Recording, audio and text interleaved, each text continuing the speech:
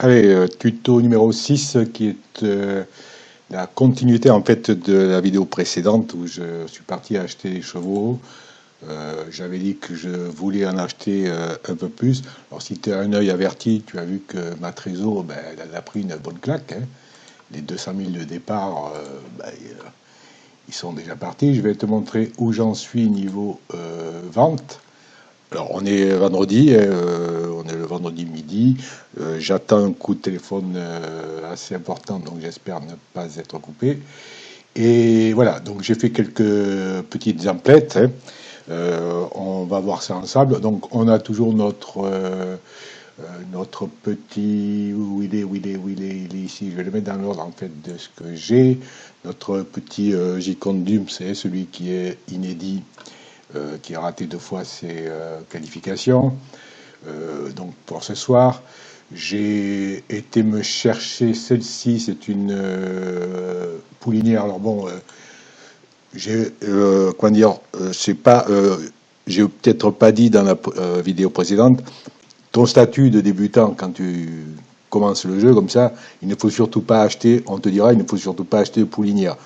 C'est vrai et à la fois c'est pas vrai. Ça dépend en fait, si tu veux, de la période de l'année. Il faut pas oublier que l'élevage a une part importante dans le jeu. Tu seras certainement amené à faire de l'élevage de ces quatre. Ça coûte cher. Donc au départ, évidemment, les poules à acheter, ben, ça coûte un certain prix.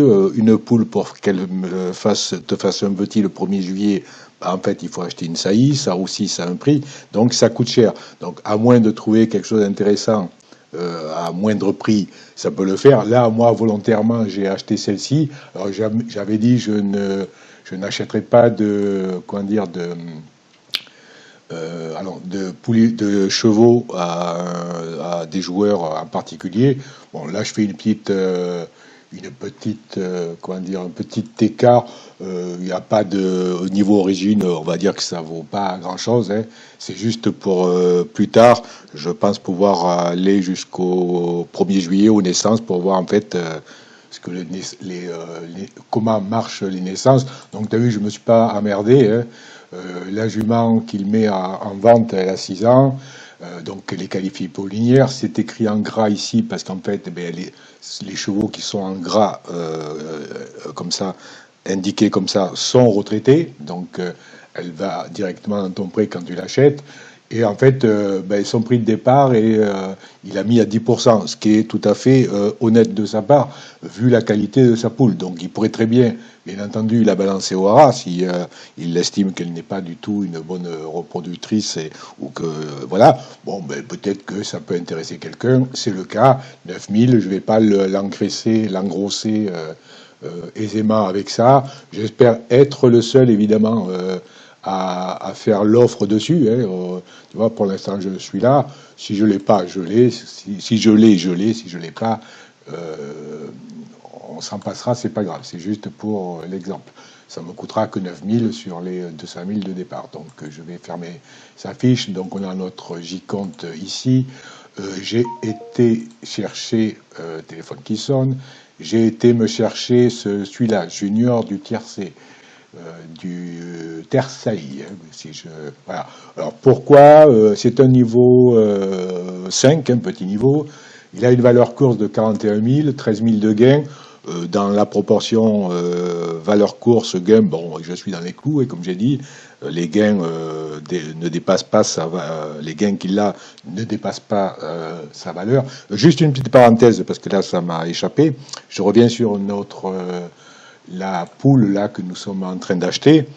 Euh, je rappelle qu'en France, tu peux avoir 2 écuries, contrairement à la Suède, mais surtout, tu ne peux pas avoir d'interaction avec tes 2 écuries si tu as le cas. J'ai fait moi la connerie quand j'ai débuté les jeux, c'est-à-dire que je dis ben ouais c'est cool, 2 écuries, en fait je vais faire ça comme il faut, je vais me créer une écurie de course et puis à côté je vais me créer une écurie d'élevage. Donc je vais faire de l'élevage avec mon écurie 2 et puis ben, les chevaux pour les entraîner, je les enverrai dans l'écurie 1. Ça ce n'est pas possible, tu ne peux pas avoir d'interaction avec tes 2 écuries, sachant que le jeu détecte de toute façon par le biais de ta connexion IP où se situe ton écurie. Donc je détecterai rapidement que ces deux écuries-là sont au même propriétaire. C'est pour éviter certaines formes de triche. Donc voilà. Donc ne pars pas sur l'idée de faire une écurie de course et une autre à côté. La deuxième, si tu veux la faire, une écurie d'élevage. Ça ne fonctionnera pas. Ce seront deux écuries indépendantes. Je reviens sur mon junior tiercé, donc Tercey, je vais y arriver. C'est un mâle, donc 41 cas de valeur course, gain 13 000. J'ai volontairement pris un cheval qui a déjà couru, donc là, tu vois, il a 17 courses, donc ça va nous permettre d'avoir directement à l'écran, quand il va arriver ce soir, la qualité, la quantité de ces chiffres de critères, d'accord? Contrairement à notre J-Compte ici, qui lui va arriver tout nu en fait. On sait aussi, puisqu'il sort des haracs, que sa fraîcheur va être basse, donc à travailler quand même, ça c'est pas un souci. Pourquoi j'étais sur lui? Ben en fait tu vois, la dernière vente date du mois d'avril 2023. J'ai été sur ses performances, voir un peu comment ça se passait. Il n'a pas été très maltraité, tu vois. Bon, même s'il a couru en 2022 en normal, il a fait ce qu'il a pu.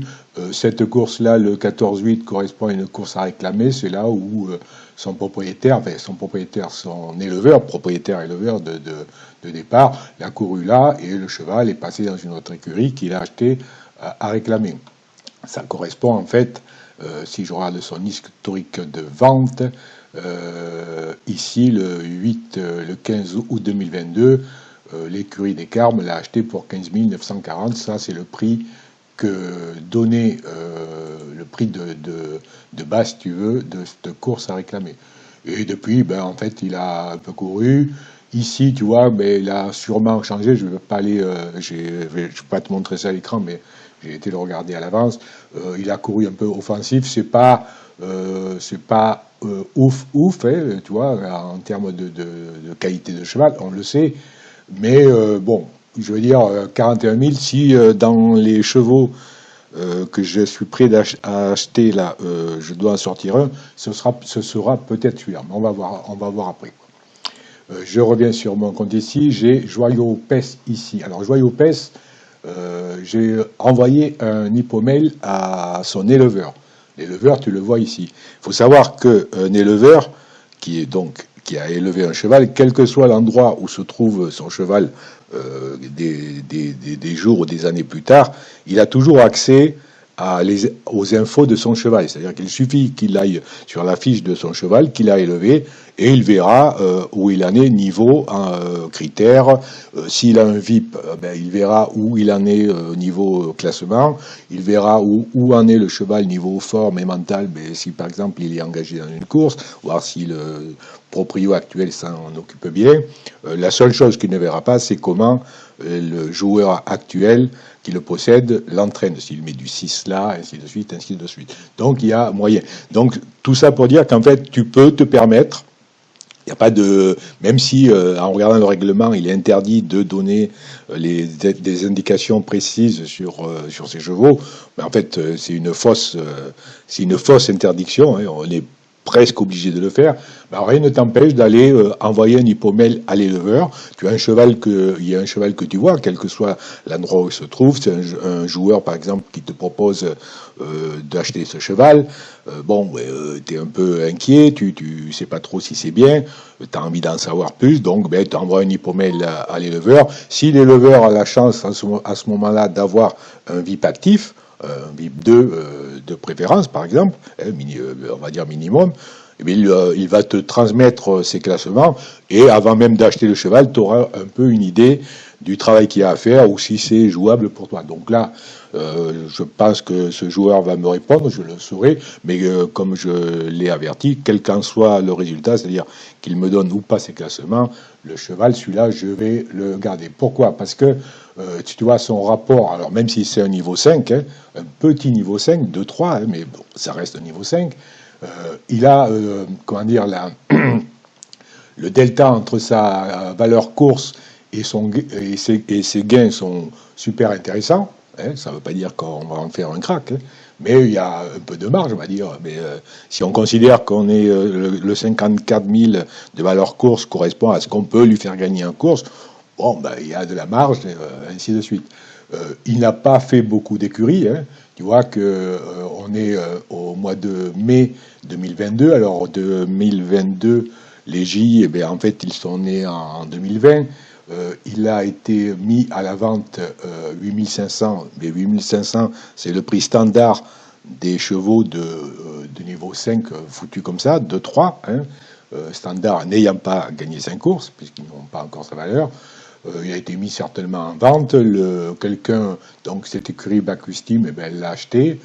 Elle a, au bout de 4 mois, bon, elle a vu que, au mois de septembre 2022, elle a vu que c'était pas ouf, pas ouf. Ce qui ne l'a pas, c'est qu'il n'a pas empêché l'écurie Bacustim de l'exploiter un petit peu.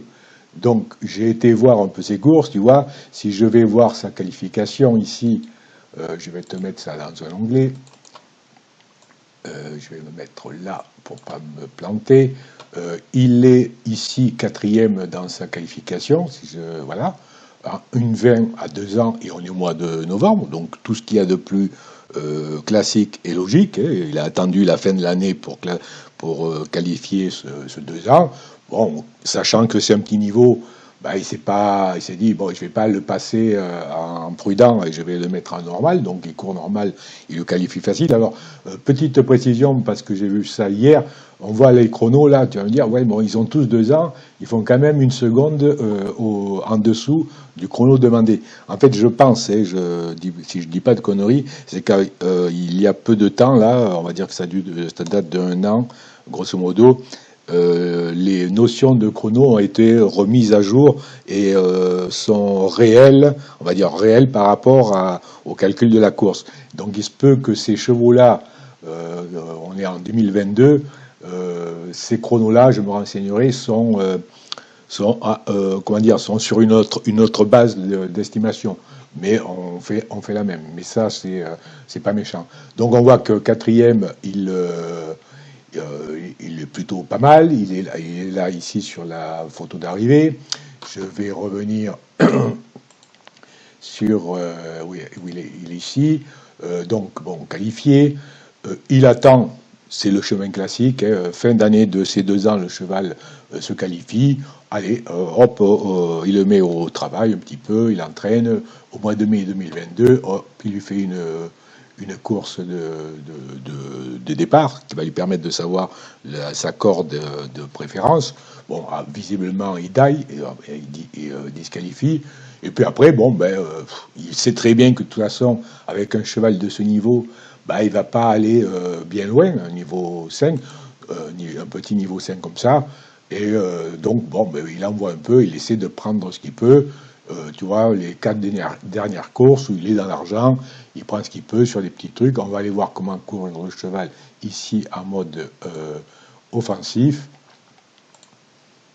Je te mets ça à l'écran. Voilà, il arrive troisième, ce qui est déjà pas mal. Il est ici, Joao Lopez, le numéro 3. Je lance la course. Tu vois, c'est un cheval déjà, ce qui me plaît. Alors, n'oublie pas qu'il est en train de courir offensif, ça veut dire que 120% de ses capacités, on va dire. Ben, déjà, c'est un cheval qui part, ça me plaît. Donc, je continue, il est toujours devant, il se bat, enfin, je veux dire, il lâche pas l'affaire, derrière, ça suit. Voilà, ça, c'est du cheval qui a un certain potentiel. Là, évidemment, à mi-course, je m'attends, vu le départ qu'il a pris, je m'attends, même si je ne sais pas. Si je n'ai pas regardé le fait qu'il arrive troisième, je m'attends un peu qu'il baisse de pied, forcément. Donc là, ça va sûrement être le cas à partir de là. Tu vois, ça commence à venir de derrière. Là, ça va, il tient. Un cheval qui départ mi-course, fait tête et corde comme ça, c'est plutôt pas mal. Dans la catégorie où il est. Il faudra, évidemment, il ne bat pas ici derrière des chevaux de niveau 10, c'est clair. Hein. Donc là, ça commence, c'est le finish. Il y en a certainement qui sont beaucoup plus forts que lui. Et puis, bon, voilà, au poteau d'arrivée, il arrive à conserver sa place. Donc, Pour moi, c'est une bonne course. Je vais aller voir dans les résultats de la course ce qu'il est dit, c'est-à-dire l'analyse de sa course. Il est parti comme une fusée, on a vu. Cette indication-là, parti comme une fusée, me dit en fait qu'il a eu un aléa positif sur le départ. C'est-à-dire que la course, enfin, l'aléa positif est venu lui rajouter un petit boost au départ, ce qui l'a bien aidé. Si ça avait été un aléa négatif, il aurait eu marqué est parti comme un fer à repasser ou à rater son départ. Tu vois. Là, ce sont les artifices, on verra quand nous autres on engagera un cheval. Bon, mais c'est une indication à prendre en compte. Donc voilà, moi, sur cette course-là, ça me plaît. Je me dis, il est là, je me dis que ça va. Je vais prendre celle-ci à l'Odéac où il finit deuxième. Alors peut-être que je vais des fois un peu trop vite à la souris pour que tu suives. Là, cours toujours offensif. Alors, ils ne sont pas déférés parce que les 3 ans, on ne peut pas les déférer. Hein. Donc c'est à partir de 4 ans qu'on peut défaire. Le petit truc que tu vois là, en fait, c'est que le driver là a utilisé une carte de compétence. Je ne sais pas si je t'ai montré ça. Voilà, ce sont ces cartes-là qui viennent booster le cheval que l'on te donne à driver ou ton cheval que tu drives toi-même. Donc là, je veux dire, il fait deuxième, je vais regarder sa course. Voilà, il est où là, il est joyeux pèse, il est à numéro 8. Voilà, tu vois que, un peu comme la course précédente qu'on a regardée, on peut dire qu'au départ, c'est pas un mauvais cheval. Et on pense que ce cheval a pas des critères de départ dégueulasses, quoi. Tu vois, là, on commence à entamer le mi-course, il est en tête, il est là, quoi. Hein. Il fait la course. Donc derrière, ça suit. Tu vois qu'il n'a pas vraiment alors, faut pas grave, hein, c'est pas grave ce fait qu'il se décale. Hein. Dans la réalité, on le sanctionnerait, mais là, ce n'est pas le cas. On voit que tous ces tronçons-là, pour moi, m'indiquent que ce cheval n'a pas une grosse différence entre son départ et son mi-course. Déjà, je veux dire, il n'y a pas un gros trou. Je veux dire, si on part du principe, par exemple, qu'on va lui donner 200 par critère au départ, le mi-course, grosso modo, il est à 200. Il n'y a pas un qui est à 200 et l'autre à 400, et même si les chiffres ne sont pas du tout exacts pour cette catégorie de cheval. Donc il est toujours dans le coup, tu vois. Bon, là, il va avoir la chance que celui-ci se mette au galop et il finit deuxième. Ça me suffit. Ça me suffit. Ce cheval-là, il est exploitable. Il est exploitable. Comme je te dis, je ne vais pas gagner le prix d'Amérique avec, je ne vais pas gagner des 100 et des 1000 avec, mais pour un cheval débutant, c'est le cheval qui va te faire plaisir, qui va te permettre de bien démarrer, de te faire plaisir sur 2 ou 3 courses, même si tu ne gagnes pas avec, hein, et au moins prendre des places et te faire plaisir, savoir comment ça fonctionne. C'est le cheval, pour moi, idéal. Je regarde son commentaire de course, tu vois, il n'y a aucun dessous, aucune indication écrite en gras. Le cheval, il a fait la course normale. Il n'a eu ni aléa positif, ni aléa négatif. D'accord? Donc, voilà. Je vais pas te montrer ce qu'il a fait le 8, je vais pas te montrer non plus ce qu'il a fait là, j'ai été voir. On remarque quand même que c'est les départs en fait qu'il a pris correctement, sont peut-être aussi dus à la tactique de course. Là, tu vois, sur les 4 courses, ou notamment les 2 que nous avons regardées, la tactique de course a été de lui dire, tu pars devant, tu fais un effort devant. Donc, il a bien répondu à ça, mais en faisant cet effort-là, il faut savoir que quand tu fais un effort, par exemple en tête, tu le payes un peu sur les autres tronçons, les tronçons de mi-course et les tronçons du finish. Et quand je regarde le visuel des courses, il y a pas, on voit bien qu'à la fin, évidemment, il perd un petit peu, mais il se peut aussi très bien que les autres soient des chevaux qui viennent le doubler à la fin, qui eux ont joué en finish et qui ont peut-être des critères de finish beaucoup plus élevés que le sien. Donc ça ne me gêne pas, c'est bon. Mais il ne faut pas oublier qu'il a couru à fond. Hein, voilà. Mais je vais dire que c'est le petit cheval sympa. J'avais quelque chose quelque chose, non, mais ça m'échappe là. Donc voilà, celui-ci, moi, je vais le prendre. Moi, la valeur en course ici, elle m'intéresse. Hein. Alors même si ça coûte cher, évidemment, j'aurais préféré que ce cheval-là soit mis en vente et essayer de le choper à moitié prix, tu vois, à 50%, ça nous fait du 25 000, grosso modo. Là, c'était encore plus intéressant, sauf que à 25 000, il risquait d'y avoir du monde dessus, s'il était en vente tirage, hein, ouvert à tout le monde.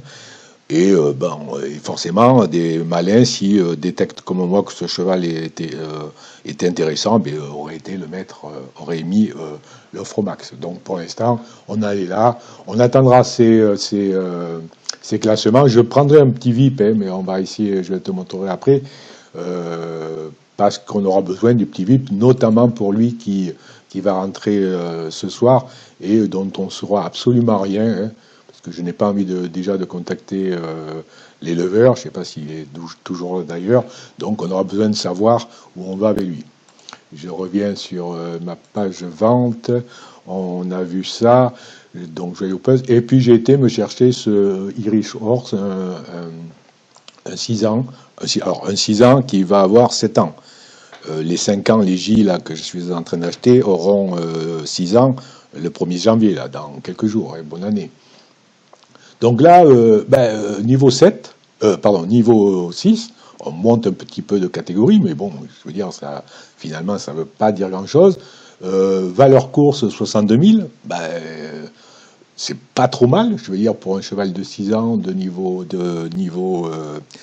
6, je trouve pas ça dégueu, on verra ce que ça vaut.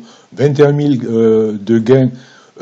Alors bon, ça peut paraître être haut hein, pour 24 courses et une victoire, sauf que bon, par expérience, je sais que ce cheval-là, 6 ans qui va avoir 7 ans, va trouver des bonnes courses d'amateurs hein, dans sa catégorie avec ces gains-là et voir pourquoi pas disputer si il fait l'affaire, disputer ce qu'on appelle le Grand National des amateurs. Bon, mais ça c'est on verra. J'ai regardé son parcours, son historique de vente 2020. Donc les I sont nés en 2019. Oui, je dis pas de bêtises. Oui, parce qu'en fait hier, je crois que j'ai raconté des conneries, c'est-à-dire que il faut bien que tu comprennes que les chevaux naissent le 1er janvier, le 1er juillet d'une année, mais ils prennent directement un an, c'est-à-dire que on a la réalité, un cheval il naît à partir, on va dire, du 1er au 5 mai, dans cette période-là, et les 1 an dans la réalité, donc pendant ce temps, il n'est que foal, hein, on appelle ça un foal, et il ne prend un an que le 1er janvier de l'année suivant laquelle, après laquelle il est né. Donc pour le jeu, pour s'adapter à ça, et c'est plutôt bien fait. En fait, le cheval, quand il naît le 1er juillet, on va dire là, les N qui sont nés en 2024 le 1er juillet, ont directement un an. Et là, dans quelques jours, le 1er janvier 2025, ils auront 2 ans.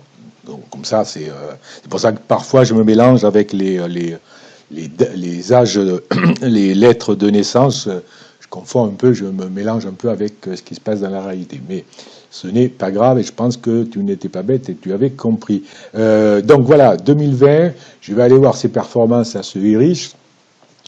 Donc tu vois, il a un peu couru. Dernièrement, on lui a un peu poussé. Beaucoup de courses en normal ici, mais bon, voilà. Je vais aller voir sa course de qualification ici, que je vais mettre à l'écran. Voilà. Donc, il est là ici. Hein. Il se qualifie en 21, donc on est dans des chronos corrects. On est au 15 octobre, fin d'année, pour un 2 ans. On est toujours dans le chemin classique. Le gars, suivant le niveau, il n'a pas un niveau 10, il n'a pas un niveau 9, ou il n'a pas un très bon niveau 8, il sait qu'il faut faire gagner des points son cheval, et donc il attend la fin de l'année pour trouver un engagement. Évidemment, on peut très bien attendre, passer l'âge de 3 ans pour qualifier son cheval, hein. Sauf qu'à 3 ans, il faut faire 20, tu peux le qualifier à 4 ans si tu veux, il faut faire une 18, et les 5 ans et plus, doit faire une 17. C'est pas du tout un problème le chrono. Hein. Ton cheval progresse avec l'âge, si tu le nourris bien, si tu t'en occupes bien, et donc ça, la valeur course, même si c'est pas un foudre de guerre, sa valeur course, n'est jamais très loin de lui permettre de faire les chronos demandés. Ça, c'est pas du tout un souci, il faut pas avoir peur de ça. Mais en général, on a tendance à faire qualifier, allez, on s'emmerde pas, on qualifie nos chevaux à la fin de leurs 2 ans, de leur année de 2 ans, et puis après, on sait qu'on a nos 5 courses à courir, tranquille, pour découvrir les 6 critères et sa véritable valeur de course. Donc là, je regarde un peu ce qu'il a donné, voilà, souffler un peu après la course, c'est montré dur comme un roc. C'est montré dur comme un roc, ça veut dire que c'est un cheval qui a de la tenue. On va interpréter ça comme ça. Souffler un peu après la course, je pense qu'il a chopé un malus, un aléa négatif sur la quantité de forme qu'il peut perdre, à laquelle il peut se retrouver, je veux dire, à la fin de la course. Donc c'est pas, il n'y a rien de méchant, on va dire. Hein. Merde, pardon, j'ai perdu, voilà. Donc bon, là, coup-ci, coup-ça, je vais aller voir cette course-là du 11, hein, c'est-à-dire pratiquement 1 an après sa qualification. Donc le cheval, il a fait ses courses ici, la première ici, c'est-à-dire si quand même pas loin d'1 an, sa première course, pas loin d'1 an après sa qualification. 1, 2, 3, 4, 5, la 5e course qui va permettre au gars de connaître sa valeur course et ses critères, en fait, le cheval, visiblement, il gagne. Donc on va aller se faire plaisir, on va aller voir ce cheval gagner, ce cheval qui, de toute façon, va rejoindre nos box, même si son prix paraît un peu exorbitant pour nous, hein, pour notre petite trésorerie à nous. Notre riche, il est là, numéro 5. Allez hop, je regarde la course. Il part correctement. Hein. Le premier poteau est là. Ceux-là sont en train de rendre 25 mètres. Hein. Donc quand tu rends 25 mètres, tu ne refais pas l'écart là. Et en fait, techniquement, en fait, il y a, on va dire, quand tu es dans le monde réel des courses, un cheval qui rend 25 mètres à l'autre doit courir, allez, 1 ou 2 secondes au chrono plus vite que celui qui est devant pour pouvoir venir le battre. Ça dépend aussi de la vitesse à laquelle court le premier poteau. Donc bon, voilà. Lui, il est plutôt bien parti. Jusque-là, ça se passe bien. Bon, on ne peut pas dire que par rapport à cela, ça soit le meilleur en départ. Hein, tu vois, là, il entame un peu le mi-course. Pour l'instant, il se maintient. Celui-là, visiblement, il a sûrement mis un ordre de course sur le mi-course, c'est-à-dire attaquer dos leader, là. Et peut-être qu'il est très bon, il a un critère très fort, un critère de mi-course. Bon, mais tu vois, du coup, il a sauté. Notre Irish, il est toujours là, il est toujours dans le coup. Et puis là, visiblement, il attaque, il a pris son truc, on est toujours en course normale, et puis il le fait plutôt facilement. Donc ça, pour moi, c'est une belle course. Je vais aller voir ce qu'il en est de son truc. Il a absolument pas eu de négatif, d'aléa négatif ou positif. Écoute, pour moi, banco, hein, c'est une bonne course. Il a pas, la course n'était pas richement dotée, hein, ce sont les catégories de ces chevaux-là. Et alors, je vais te montrer un truc. Donc là, on a vu sur le replay que la corde, en fait, était à droite. Hein, on tourne en rond dans ce sens-là, comme ça. L'arrivée est là. Donc c'est une course pour droitier, on va dire. Ce qui n'empêche pas, si tu es gaucher, d'y courir. Et en fait, si je vais sur... Comment je peux trouver ça? Tiens, intéressant. Je reviens sur sa course. Elle est où? Résultat, est-ce que je vais... Voilà, tu vois, je peux aller voir, mais ça, je le fais à l'avance, l'hippodrome de Nîmes, que je vais te mettre dans l'onglet. Voilà.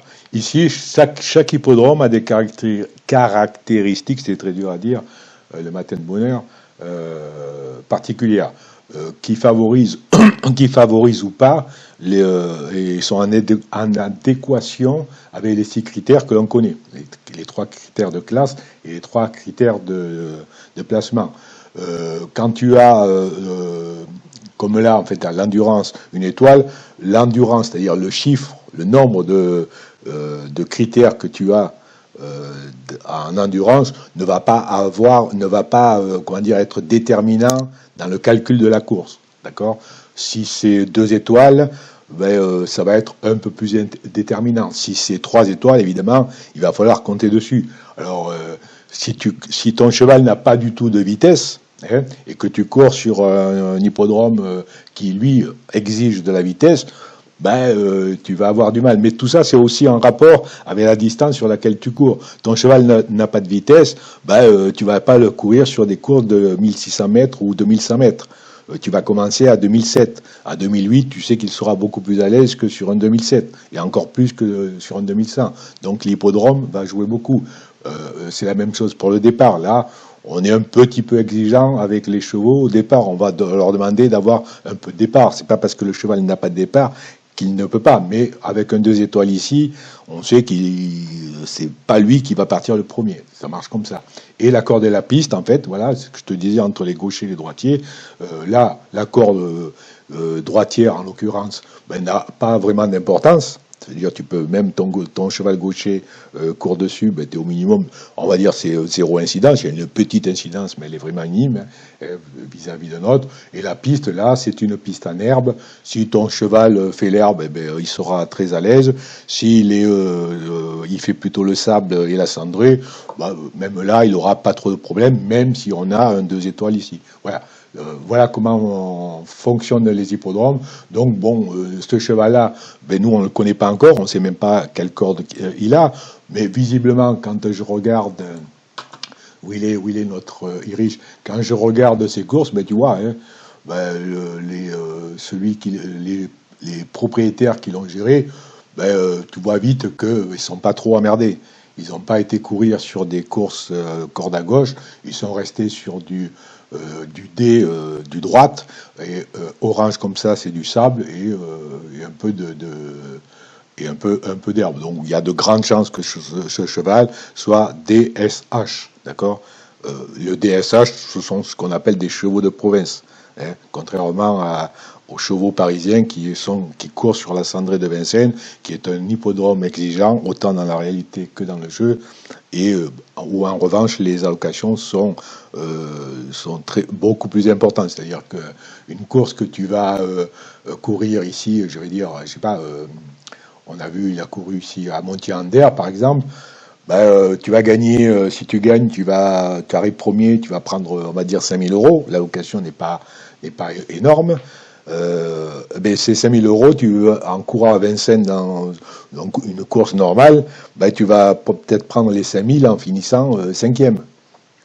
Voilà. Donc tu peux aller courir à Vincennes si ton cheval est capable de. Mais il ne faut pas oublier, j'en ai parlé, de la notion de retard de gain. Il ne faut pas charger son cheval trop vite en gain. D'accord? En gain, c'est pas l'hippodrome, c'est en gain, G-A-I-N. Ok? Donc ce Irish, ben écoute, moi j'ai fait une offre dessus. Il va rester dans mes offres. Ça coûte 60 000. J'espère que c'est beaucoup, hein, c'est beaucoup, mais je pense qu'on a quelque chose d'intéressant, sachant qu'on va avoir à travailler comment dire, alors, la fraîcheur. Alors, le souci là, c'est que je me retrouve avec 21 200 euros. Ce soir, quand ils vont rentrer, ma comptabilité va en prendre un coup. Hein, surtout qu'on est nous sommes faut que je regarde la date. On est le 30, c'est ça? Non, on est le 27. Ah oui, on est le 27, pardon. Ah oui. On est le 27. Si j'achète mes chevaux maintenant, évidemment, ben, les pensions, ben, je vais les payer à la fin du mois. Alors, bon, c'est un peu con, mais c'est comme ça tombe comme ça. Si j'avais créé cette écurie le 1er décembre, bon, ben, au moins, j'aurais payé la totalité de mes frais sur le mois. Là, pour 3 jours, je vais payer la totalité des frais que ça me coûte pour un mois. Mais j'ai aussi besoin, rappelle-toi, de points d'entraînement. Si je prends la totalité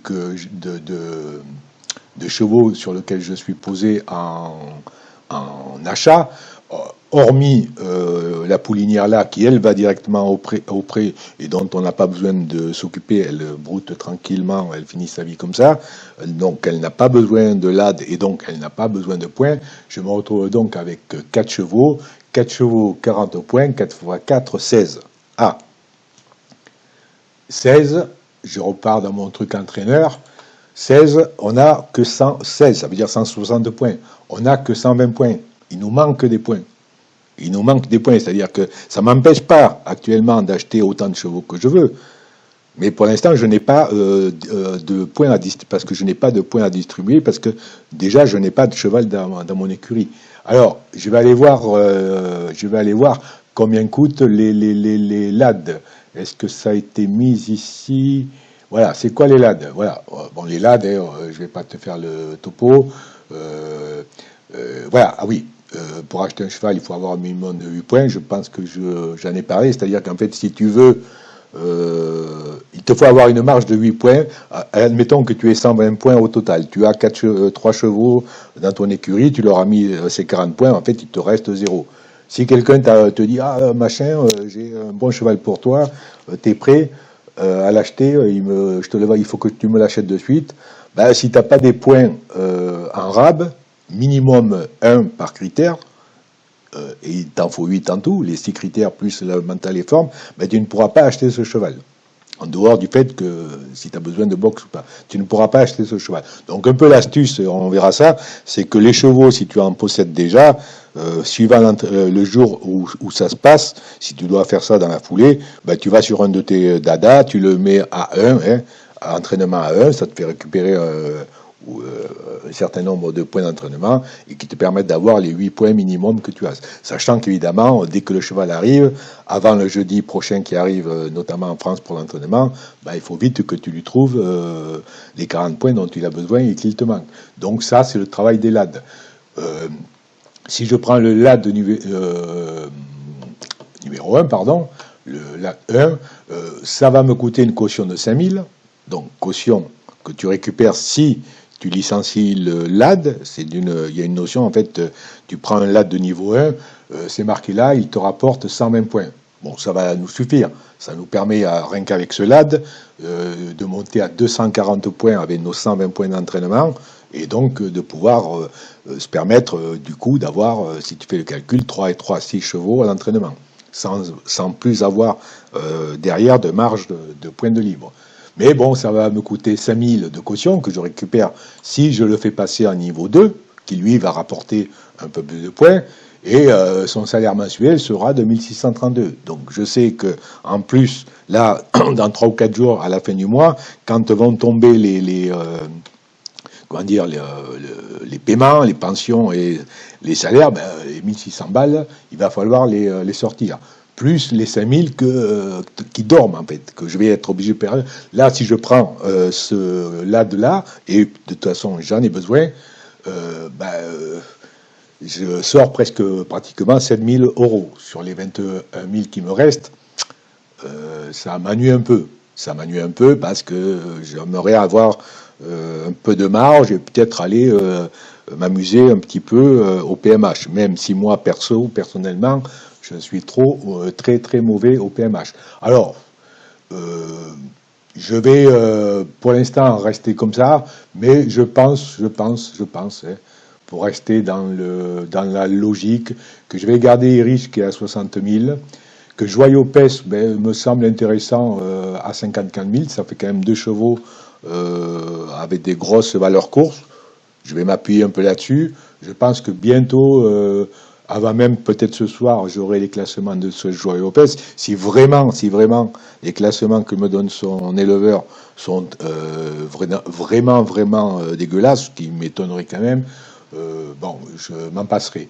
Et si je dois en virer un, je pense que je vais virer Junior de tiercé là, parce que je ne sais pas pourquoi, il y a quelque chose qui me chagrinait, je ne sais pas, c'est peut-être l'écart, ce petit niveau, les 41 000 et en fait les gains qu'il a, je veux dire, si ça se trouve ce cheval-là, il a pris en fait ce qu'il devait avoir à prendre. Alors je vais pas faire plus compliqué que ça. Je vais me retirer de junior de tercé là, hein, pour récupérer les 41 000 là et me donner un peu de marge sur ma trésor. D'accord? Ça sera suffisant pour ça. Tu vois, là, je libère la place que j'ai prise d'enchère sur ce cheval. Ma trésor se remet à jour à 62 000. Donc là, je suis tranquille, j'ai un peu de marge. Je peux me permettre d'aller me payer un LAD. Et, tu vois, notre junior de tiercé qui était là, alors tu vois, il se trouve, comme on a été chercher ces chevaux dans les haras, il se retrouve donc dans les enchères classiques.